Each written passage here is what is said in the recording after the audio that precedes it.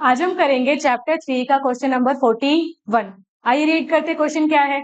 Question आपसे कह रहा है solve the system of equation, और इक्वेशन आपको दी गई है x is equals to 1/2 y minus 2 and y is equals to 1 minus x। और एक क्वेश्चन आपसे पूछा गया था आरबीसी ईयर 2010 में। ध्यान से रीड करें क्वेश्चन क्या है। क्वेश्चन ने आपको सिस्टम ऑफ इक्वेशन दी गई है, जहां पे आपकी इक्वेशन क्या है, x is equals to 1/2 y minus 2, और आपकी जो दूसरी इक्वेशन है वो क्या है, y is equals to 1 minus x।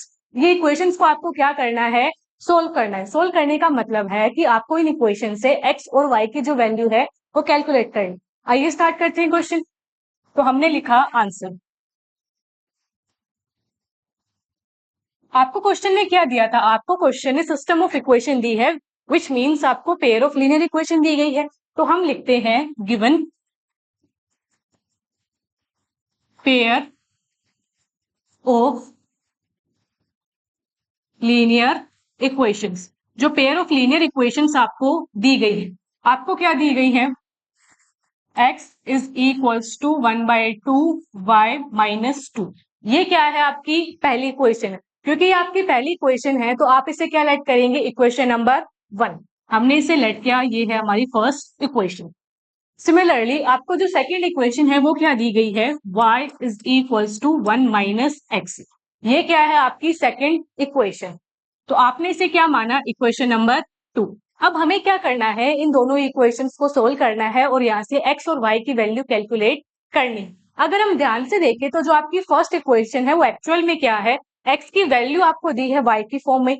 जो सेकेंड इक्वेशन है वो क्या है, आपको दी गई है y की वैल्यू x की फॉर्म में। ठीक है, इन इक्वेशंस को सोल्व करने के लिए हम क्या करते हैं, हम एक वेरिएबल की वैल्यू दूसरे वेरिएबल की फॉर्म में निकालते हैं और उसे किसी भी एक इक्वेशन में पुट करके हम हमारा आंसर निकालेंगे। जैसे यहाँ पे हम y की वैल्यू पुट करेंगे इक्वेशन नंबर 2 में, जो कहां से आएगी, इक्वेशन नंबर 1 से आएगी। तो चलिए लिखते हैं। क्योंकि हम इक्वेशन नंबर 1 का यूज करने वाले हैं तो हमने लिखा from equation 1। From equation 1, equation 1 आपकी क्या है, इक्वेशन 1 है आपकी x is equals to 1/2 y minus 2। हमें क्या करना है, यहाँ से y की वैल्यू कैलकुलेट करनी। y अभी हमारा कहाँ है, आरएचएस में। हम जानते हैं कि अगर आरएचएस में फ्रैक्शंस हैं तो फ्रैक्शंस कैसे सोल्व होते हैं, आपके एलसीएम। तो यहाँ पे हम लेंगे एलसीएम। 2 के नीचे अभी कुछ नहीं है तो हमने क्या लिखा, आपका 1। हम जानते हैं 2 और 1, 2 और 1 का एलसीएम आपका क्या आता है, 2। तो चलिए आगे लिखते हैं। क्योंकि हम जानते हैं कि 2 और 1 का एलसीएम क्या आता है, 2।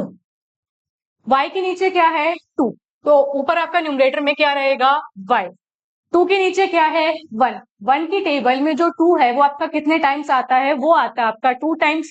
तो जो आपका 2 है, 2 किससे मल्टीप्लाई होगा, 2 से। 2 2 सा क्या होता है आपका 4। तो ये आपका क्या बना, y माइनस 4। हमें यहाँ से क्या निकालनी है, y की वैल्यू। y की वैल्यू निकालने के लिए हम क्या करेंगे, ये जो 2 यहाँ डिनोमिनेटर में है उसे क्रॉस मल्टीप्लाई करेंगे हम x के साथ। जब आपने क्रॉस मल्टीप्लाई किया तो आपका क्या बना, यहाँ 2x। और 2x किसकी इक्वल है, आपका y माइनस 4 के। हमें क्या करनी है, y की वैल्यू निकालनी है।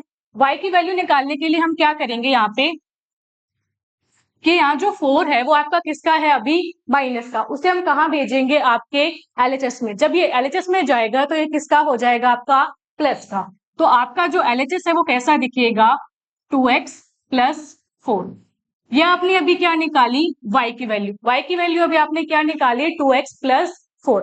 y की वैल्यू आ चुकी है। अब हम क्या करेंगे, ये जो y की वैल्यू है उसे हम पुट करेंगे आपकी इक्वेशन नंबर 2 में। तो चलिए रखते हैं। हमने लिखा put the value of y in equation 2। आपने y की वैल्यू पुट करी इक्वेशन नंबर 2 में। इक्वेशन नंबर 2 क्या था आपका, y is equals to 1 minus x। y की वैल्यू हमने क्या निकाली है, 2x प्लस 4। तो y की जगह हमने रखा 2x प्लस 4।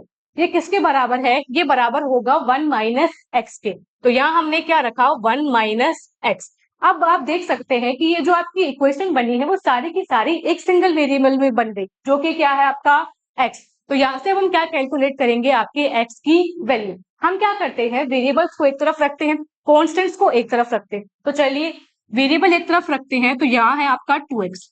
ये x जब आपका एलएचएस में आएगा तो कैसा हो जाएगा आपका प्लस का, तो ये क्या बना आपका 2x प्लस एक्स।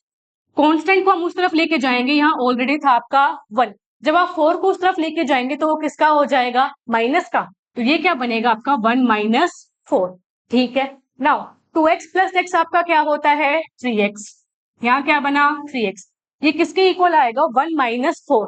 1 माइनस 4 आपका क्या होता है माइनस का 3, क्या होता है आपका माइनस का 3। हमें यहाँ से क्या कैलकुलेट करना है x। ठीक है, x कैलकुलेट करने के लिए हम क्या करेंगे कि जो 3 आपका x के साथ डिवाइड में था उसे हम भेजेंगे -3 में के नीचे, तो आपका कुछ ऐसा दिखेगा। आपका कैसा दिखेगा x इज इक्वल टू -3/3। हम जानते हैं जब आप 3 को 3 से कैंसिल करेंगे तो आंसर क्या आएगा आपका 1, और अभी उसके आगे क्या लगा हुआ है एक माइनस, तो यहां से हमारा जो x है, x आपका क्या निकल के आता है माइनस का 1। x की क्या वैल्यू आई आपकी माइनस का 1। अब हम क्या करेंगे, x की जो वैल्यू आई है उसे हम किसी भी एक इक्वेशन में पुट करेंगे और वहां से हम क्या निकालेंगे y की वैल्यू।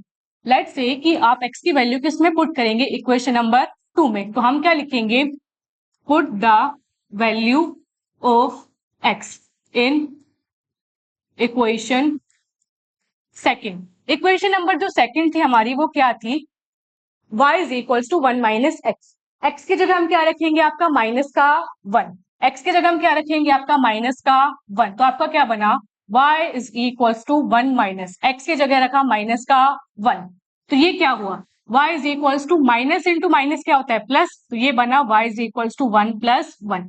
हम जानते हैं 1 प्लस 1 कितना होता है 2, तो यहां से जो y है y आपका क्या निकल के आ गया 2। ये हो जाता है इस क्वेश्चन का आंसर। कैसे, क्वेश्चन ने आपसे कहा था कि आप सिस्टम ऑफ इक्वेशंस को क्या कीजिए सोल्व कीजिए, तो यहां से x की क्या वैल्यू आई आपका माइनस का 1, y की जो वैल्यू है वो आपकी क्या निकल के आई वो आई है आपकी 2। ये क्या हो जाता है इस क्वेश्चन का कंप्लीट आंसर।